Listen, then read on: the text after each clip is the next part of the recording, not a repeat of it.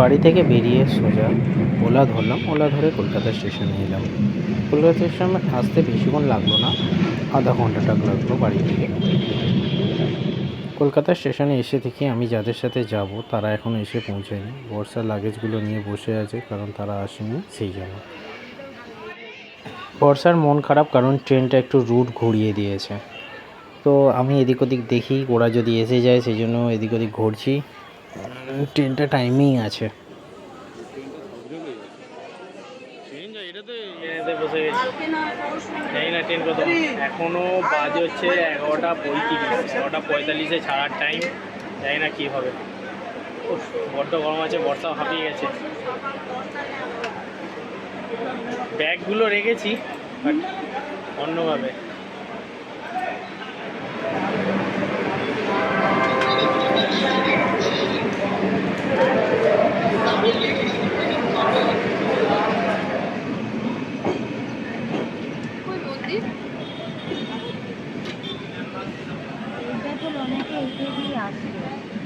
Train ছেড়ে দিয়েছে জম্বুতাই, একদম রাইট টাইমে ছাড়লো। আমরা এই এখন বেরিয়ে যাচ্ছি। জানাবো আমাদের যাত্রা শুভ হোক।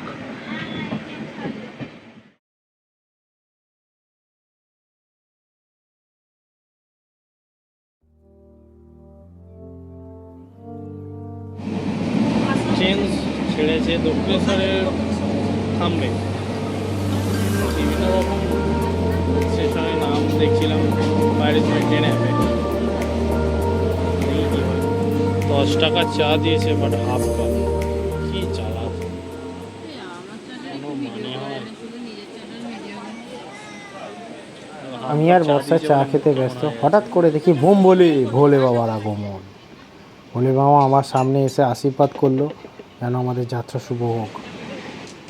উনি বললেন, চিন্তা করিস না বৎস, তোর মঙ্গল হবে। মা করে দিয়েছে খাবার, আলুর দম, আলু ভাজা, পরোটা খাচ্ছে বর্ষা।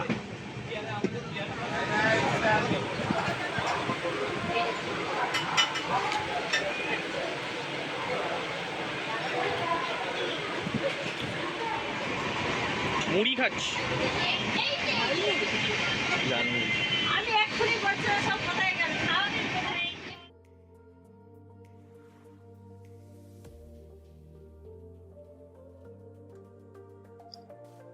কিছু তো আছেই এই উইন্ডো সিটে, তা না হলে এত ভালোই কেন লাগে আমার। অজানা রাস্তার দিকে তাকিয়ে নিজের খেয়ালে হারিয়ে যাওয়া, জানলার ধারে বসে নিজের খেয়ালে আবোল তাবোল ভাবতে থাকা। কিছু মাসের পর মাস কর্মজীবনের চাপ, দৈনন্দিন জীবনের ক্লান্তি, একঘেয়ে জীবনের পরম শান্তি হলো এই উইন্ডো সিট।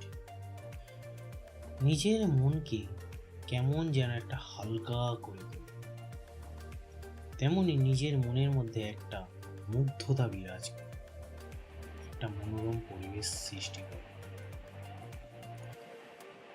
জানলা দিয়ে বাইরে তাকালে দূর দূরান্তে মাঠের পর মাঠ, মনটাকে যেন একটা অন্য জগতে নিয়ে চলে যায়। আর সাথে মুঠোফোনের হেডফোনটা কানে যদি থাকে, আর সাথে রবীন্দ্রনাথের গান যদি কানের হেডফোনে চলতে থাকে, তাহলে মনের আনন্দটা দ্বিগুণ হয়ে যায়। আমার তো বেশ ভালোই লাগে দূরপাল্লার ট্রেনে ভ্রমণ করতে। কত অজানা মানুষকে দেখি, সেই মানুষগুলোর সাথে কথা বলি। সব থেকে ভালো লাগে ট্রেনের ক্যান্টিনের চা। জানি না বেটারা ঠিক বুঝতে পারে আমার কখন চা খেতে ইচ্ছা করছে। এখন ঝাড়খণ্ডের মধ্যে দিয়ে যাচ্ছি। ট্রেনটা খুব জোরেই ছুটছে, টাইমের মধ্যেই যাচ্ছে, কোনো লেট নেই। 2-1 মিনিট লেট আছে, জানি না কী হবে। বাইরে এক একটা গ্রামের অঞ্চল দেখছি, খুব সুন্দর।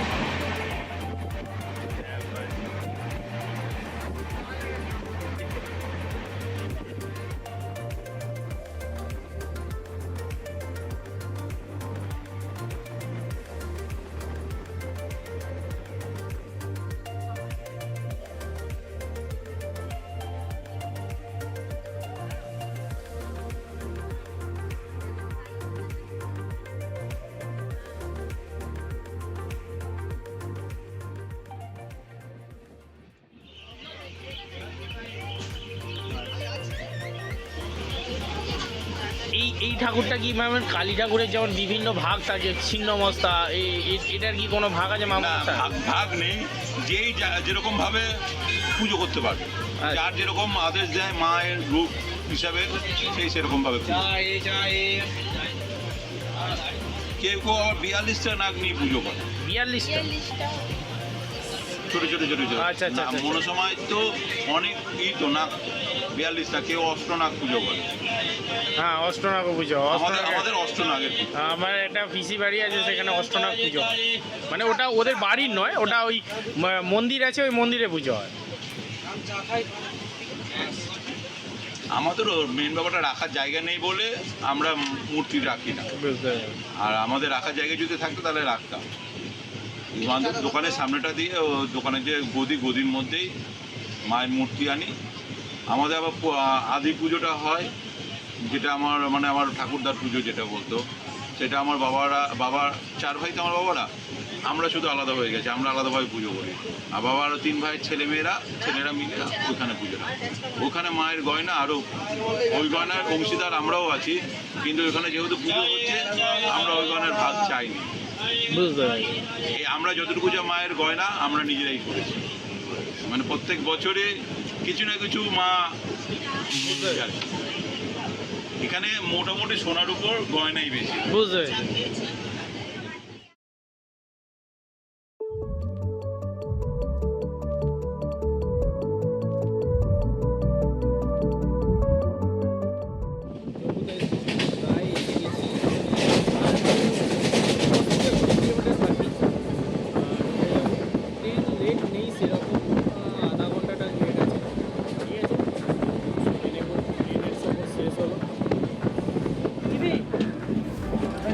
জম্বুতলা স্টেশনে ঢুকে গেছি, এবার নামবো। এবার গাড়ি করে আমরা যাব কাটরা। 2 দিন পুরো ট্রেনে নষ্ট হয়ে গেল, জানি না। হ্যাঁ, ঘুমটা দারুণ হয়েছে।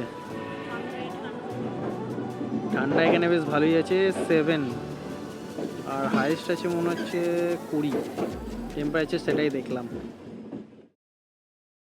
জম্বুতলা স্টেশনে পৌঁছে গেছি। আজকে টাইমেই পৌঁছেছে, আধা ঘন্টার মতো লেট করেছে, সেরকম দেরি করেনি। এবারে বাইরে যাব, বাইরে গিয়ে গাড়ি ধরবো।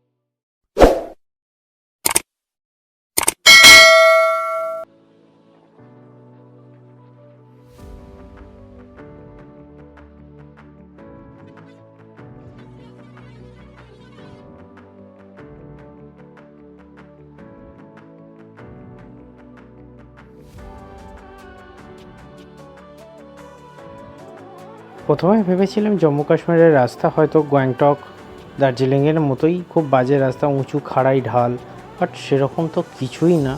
হাইওয়ের মতো পুরো রাস্তা, রাস্তা কাঁচের মতো একেবারে সুন্দর। জম্মুতে আমি জানতাম অটল টানেলটাই হচ্ছে সব থেকে বড় টানেল, কিন্তু এখানে দেখলাম অনেক বড় বড় এবং অসংখ্য টানেল আছে, যেগুলোর দৈর্ঘ্য বেশ অনেকটা।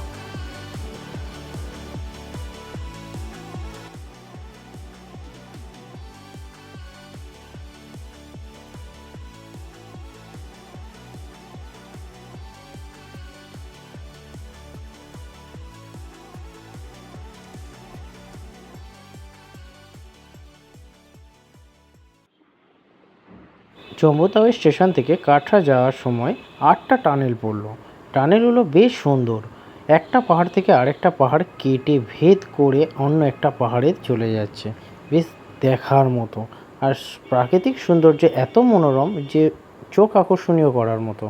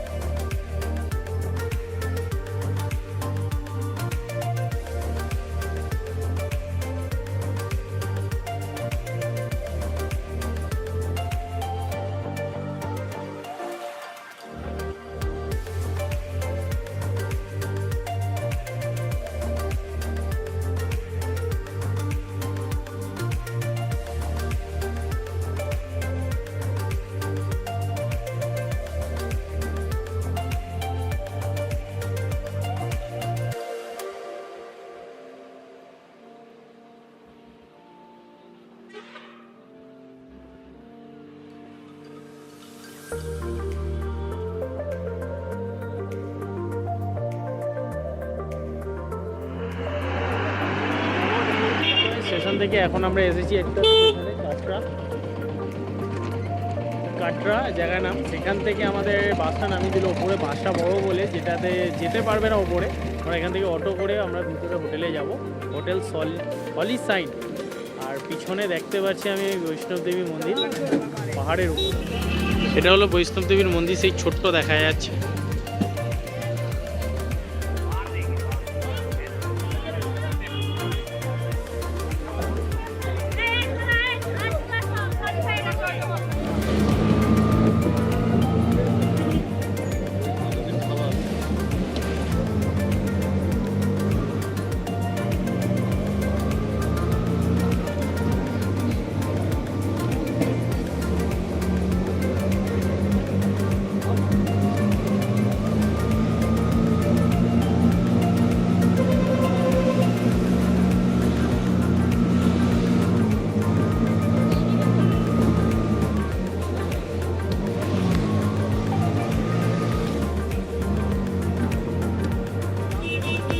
এই হচ্ছে আমাদের হোটেলের রুমটা, বেশ পরিষ্কার পরিচ্ছন্ন আছে।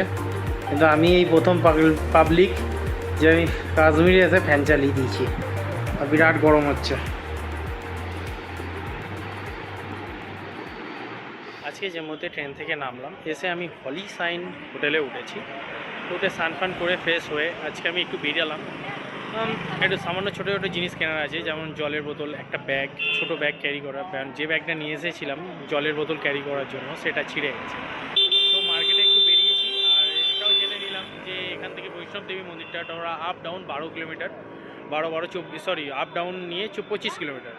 তো এবার মার্কেটে বেরিয়েছি। মার্কেটটা বেশ দেখতে সুন্দর, সবই আছে, সবই পাওয়া যায়। সবথেকে বেশি বৈষ্ণব দেবী মাতার হচ্ছে প্রসাদ সবথেকে বেশি বিক্রি হচ্ছে, সাথে লাঠি। এখানে অনেক দর্শনার্থীরা যাচ্ছেন যেখানে বৈষ্ণব দেবী মন্দিরে উঠছেন।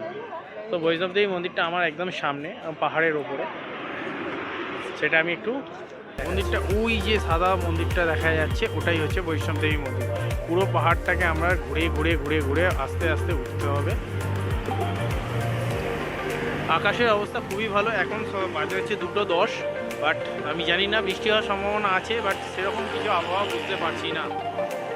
চলো এবার হোটেলের দিকে যাওয়া যাক। সারা রাত ট্রেন জার্নি করে এসেছি, একটু টায়ার্ডও লাগছে।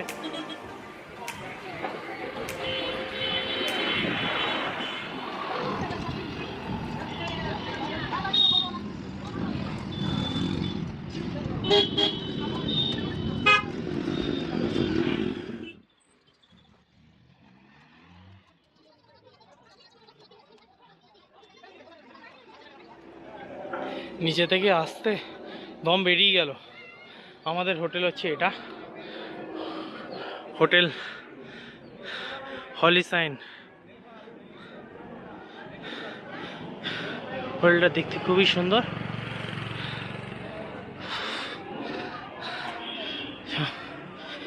নিয়ে চলে এসেছি ব্যাগ আর জল, আর হোটেলে এন্টার করি।